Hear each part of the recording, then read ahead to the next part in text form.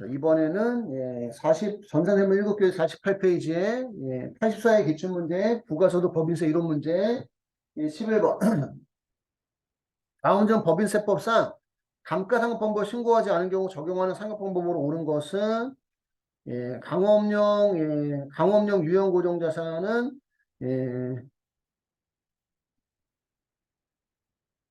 어, 옳은 것은 강업용 유형고정자산은 생산량 비례법이 맞대. 1번이 답이고 음,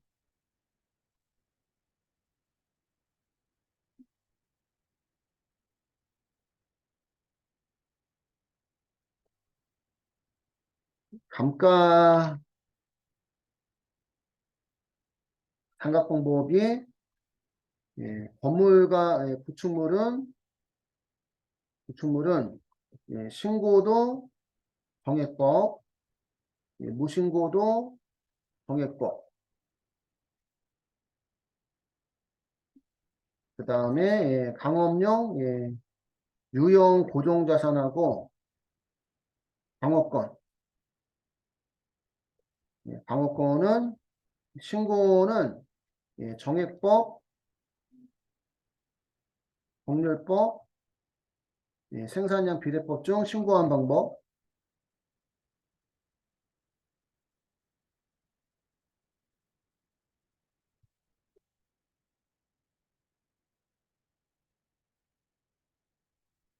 무신고는 생산량 비례법.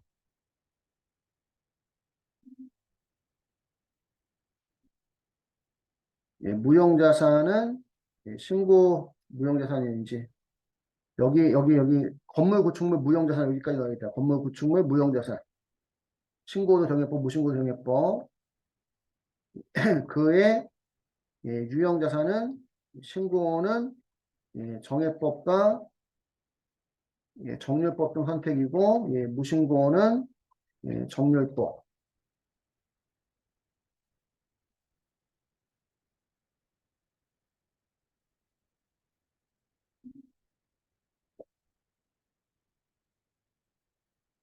개발비는 신고는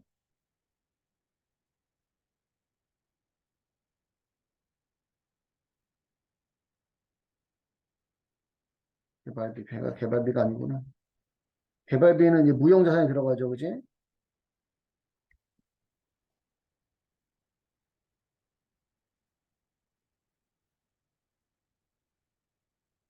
개발비는 무형자산이 들어가니까 정액법이네, 정액법. 여기까지 정리를 하시면 될 것 같아요.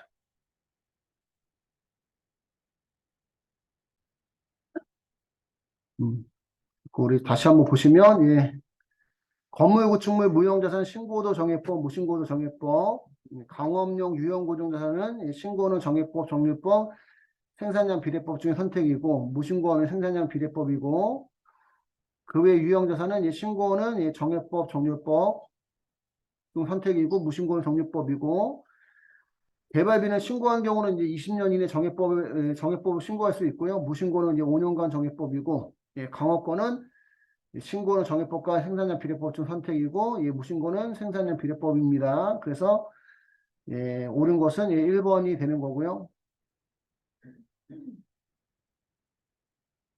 그러니까 여기는 이제 가면 제조업의 기계장치는 무신고시 정률법, 무신고 정률법, 강업권은 무신고시 생산량 비례법,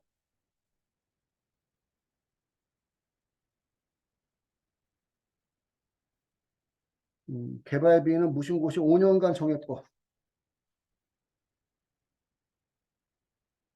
5년간 정액법. 그래서 11번 답은 1번이 맞는 거고요. 기계장치는 그의 유형자산이니까 신고는 정액법하고 정률법 중 선택인데 무신고는 정률법. 11번은 그래서 1번이 맞는 거고 됐을까요? 12번.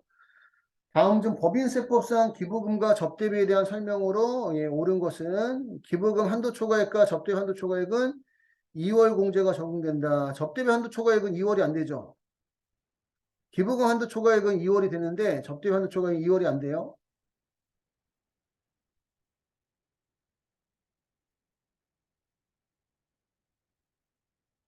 왜 안 되지?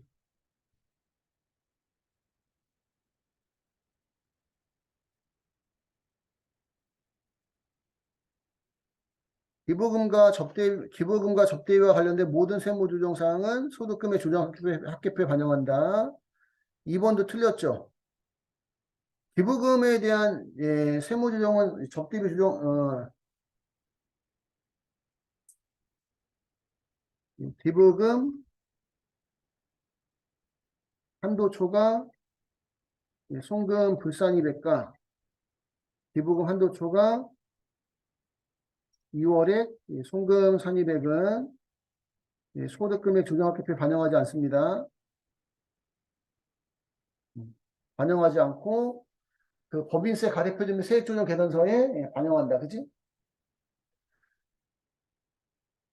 기부금 한도 초과 송금 불산입액과 기부 한도 초과 2월에 송금 산입액을 소득금액 조정합계표에 반영하면 기부금 한도를 계산하는 기준소득금액의 변화가 와요. 그지? 그래서 반영하면 안 되고 중소기업 여부에 따라 접대비 및 기부 한도 초과액이 달라진다. 접대비는 중소기업에 따라 달라지지만 이 기부금은 중소기업에 따라 달라지지 않습니다.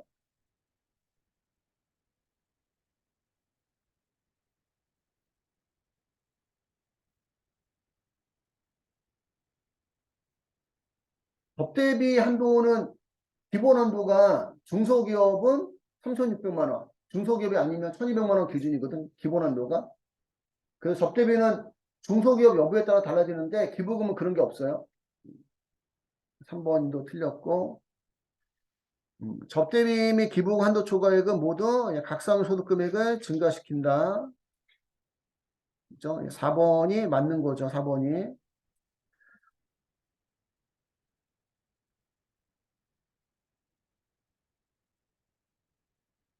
우리 그 각사업용도 소득금액 계산을 한번 해보면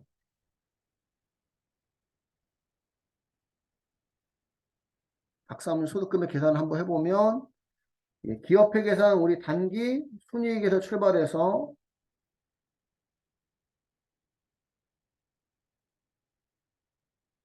입금 산입이나 송금 불산입 가산 조정은 더하고 송금 산입이나 입금 불산입 차감 조정을 빼면 차가감 소득금액이 나오고 기부금 한도 초과 송금 불산입 더하고 기부금 한도 초과 2월에 송금 산입을 빼서 각 사업연도 소득금액이 나와요.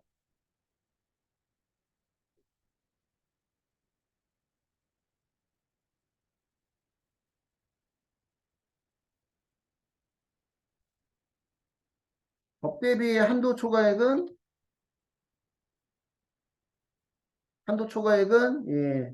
소득금액 조정합계표에 입금산입 송금물산 여기 들어가고 기부금 한도 초과 송금물산과 기부 한도 초과 2월 송산입액은 차가감 소득금액 다음에 나오는 거지. 근데 어쨌든 송금물산입이 증가해도 소득금액은 증가하고 기부 한도 초과 송금물산도 여기 또 증가해도 각성 소득금액은 증가하는 겁니다.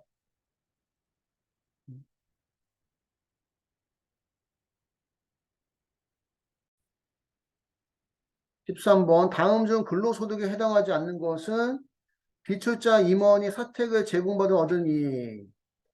이것도 지금 문제를 바꿔야 되겠네요. 지금 요즘에 요거는 이제 그 비과세로 바뀌었어요. 옛날에는 아예 근로소득이 아니었는데 지금은 근로소득이지만 비과세. 비과세로 바뀌었습니다. 예전에는 1번이 답이었는데 이게 바뀌었어요, 조금. 비중소기업의 종업원이 주택자금의 처리 또는 무상으로 받은 얻은 이익. 이거 우리가 주택자금 대여 이익이라 하죠. 주택자금 대여 이익은 부당행위 계산 부인 대상으로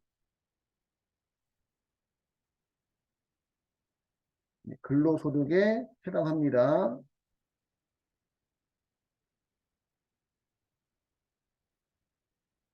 그 뭐지? 법인세법으로 얘기하면 가지급금 인정이자에 들어가는 거예요. 특수관계자한테 업무와 무관하게 주택자금을 저리 또는 무료로 이제 빌려줬을 때 그 이자만큼 이제 직원이 혜택 보는 걸로 본다는 얘기지. 응? 저희가 가지고 있는 응, 글씨랑 글자가 바꿔놨나 본데, 그러면 거기는 여기는 안 바꿔놨나 보네. 그래서 여기 바꿔놨구나. 여기 보기를. 음,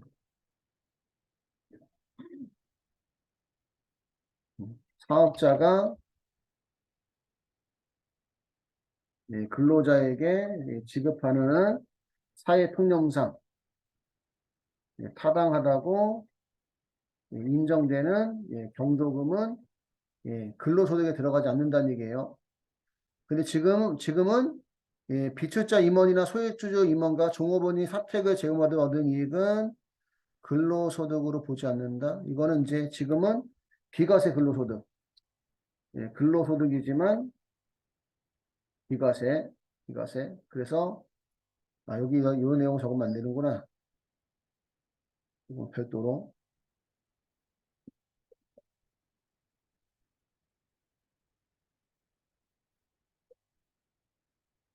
주택자금 대여이익은 부당이상 부인 대상으로 이제 근로소득이고 종업원이 보험계약자이거나 종업원 또는 그 배우자, 가족을 보험 수익자는 보험과 관련해서 사용자가 부담하는 보험료.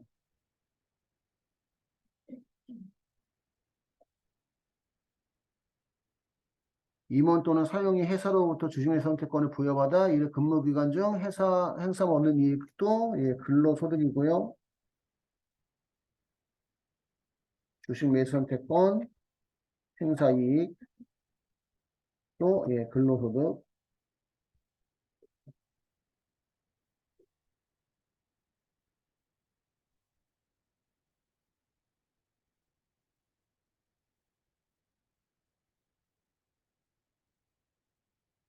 종업원이 보험계약자이거나 종업원 또는 그 배우자 가족을 보험 수익자로 하는 보험과 관련해서 사용자가 부담하는 보험료.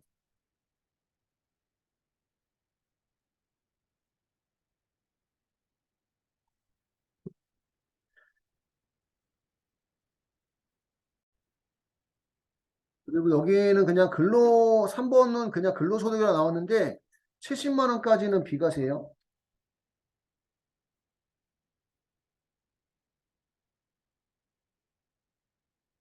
회사가 종업원이 보험계약자이거나 종업원 또는 그 배우자 가족 보험 수익자는 보험과 관련해서 회사가 부담하는 보험료 근로소득인데 70만 원까지는 무슨 과세? 비과세 연간 그지 연간 70만 원까지는 비과세. 그럼 연간 70만 원 초과하는 금액은 과세가 된다는 얘기죠, 그지? 과세가. 그렇게 보시면 되고 주식 매수 선택권 행사 이익은 근무 당시에 행사하면 근로소득, 퇴사하고 행사하면 기타소득. 주식 매수 선택권 행사 이익은 근무 당시에 행사하면 근로소득, 퇴사하고 행사하면 기타소득.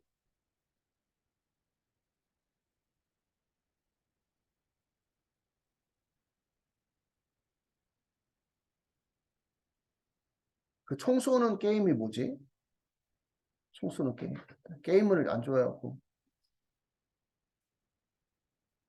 그 회사도 상장해가지고 그 전에 주식매수 선택권 받았던 직원들이 행사에서 뭐 400 얼마 주고 샀는데 그 주가가 많이 올라가는 바람에 15억인가? 뭐 15억 이익 봤다고 뭐 그런 거.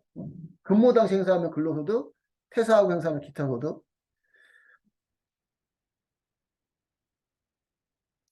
14번.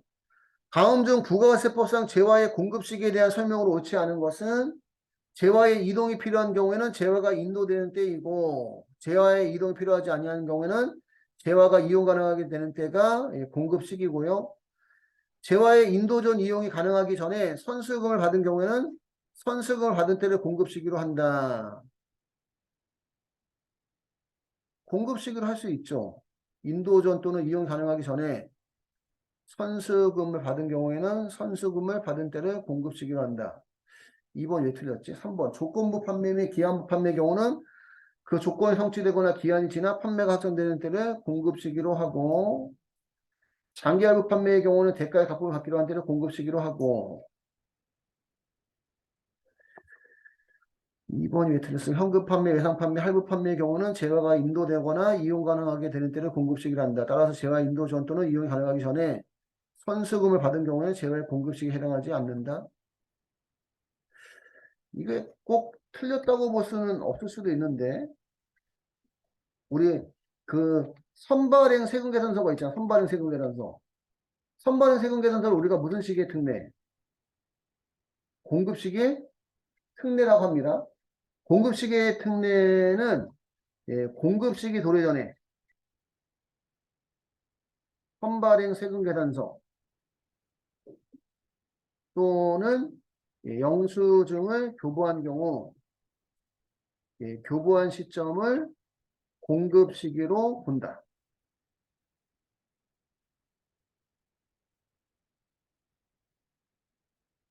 공급 시기 특례에 보면 공급 시기 도래 전에 선발행 세금계산서 또는 영수증을 교부한 경우 교부한 시점을 공급 시기로 본다. 첫 번째는 이 장기 할부 판매 또는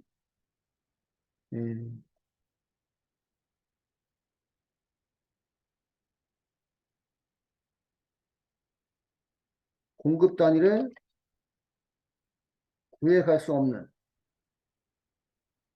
재화 또는 용역을 계속적 공급하는 경우.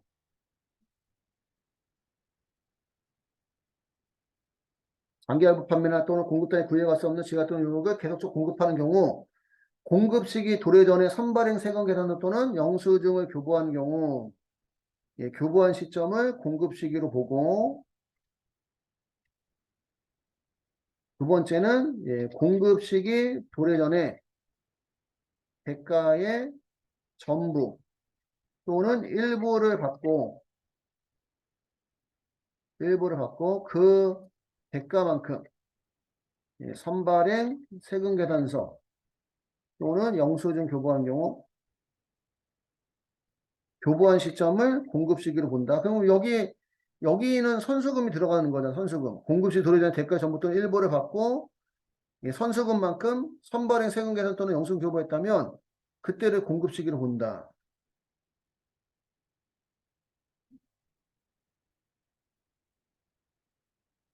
그냥 선수금만 받았다고 해서 틀렸다고 하는 건가? 선수금 받고 뭘 교부했다면 세금 계산서나 그지? 그러니까 선발행 세금 계산서라든가 영수증 교부했을 때 그 표현이 없어서 그랬는지 모르겠다. 그게.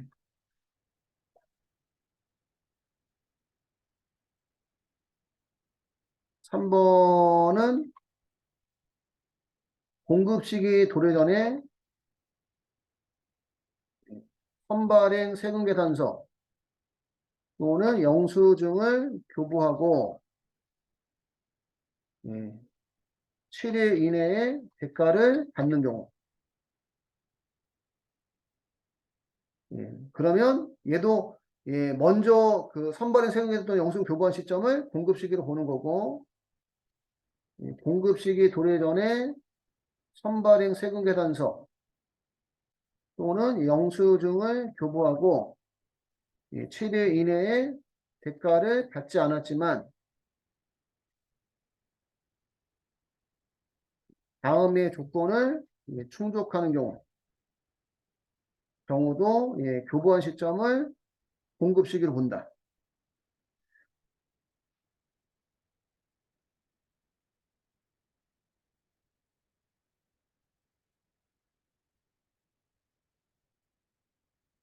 계약서 또는 약정서에 대금의 청구 시기와 지급 시기가 기재되어 있고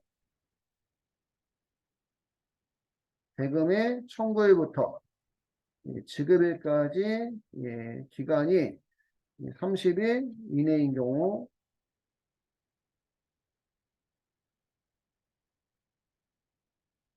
단 30일 이후에 지급 받는 경우에도 공급 시기가 속하는 과세기간 이내에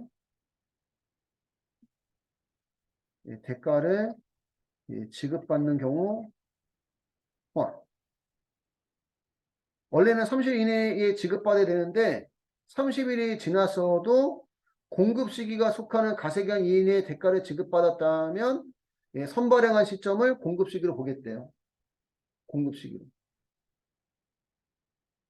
그러니까 여기는 지금 이제 뭘 교부했을 때 우리가 선발에 세금 계산서를 교부했을 때, 그지? 그러니까 아마 지금 2번이 틀렸다고 하는 거는 그냥 선수금만 받았다고 나왔을 뿐이지 선수금 받고 뭘 교부했다면 선발행 세금을 교부했다면 이렇게 나왔으면 답이 될 수도 있을, 뭐지? 그 맞는 내용이 될 수도 있을 것 같아요. 이렇게 하나 적어두시면 될 것 같아요. 15번. 다음 중 법인세법상 부당예산을 적용함에 있어 조세의 부담을 부당히 감소시킨 것으로 인정되지 않는 것은 대표될 친족에게 부상으로 금전해야 할 거. 부당예산은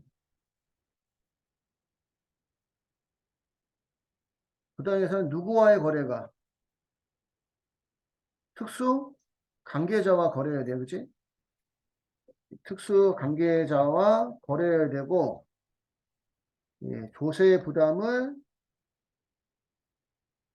부당히 감소시키는 경우 그 계산을 인정하지 않는 걸 우리가 부당예산 부인이라고 얘기합니다.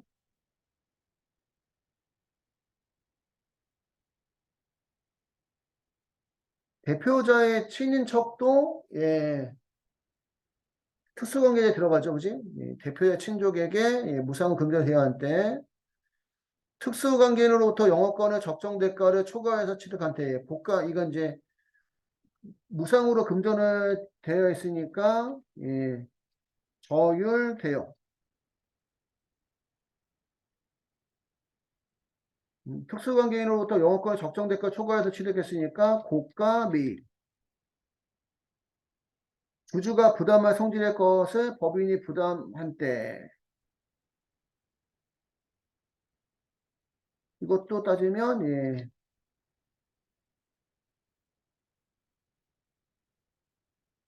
이거는 무수익 자산의 현물 출자인가 무수익 자산의 매입인가 주주가 부담할 성질의 것을 이것도 따지면 이제 저율 대여가 되죠. 저율 대여.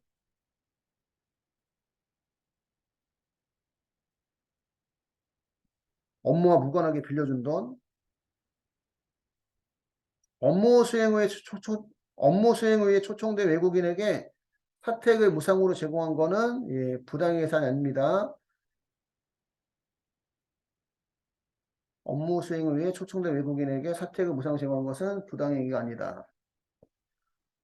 특수관계자의 거래가 조세보다는 부당히 감소시켜야 되기 때문에 1번, 2번, 3번은 부당행위인데 4번은 부당행위가 아니에요. 그래서 15번 답은 4번이고 여기까지 해서 84의 기출문제 부가소득 법인세 이론 문제는 끝났고요.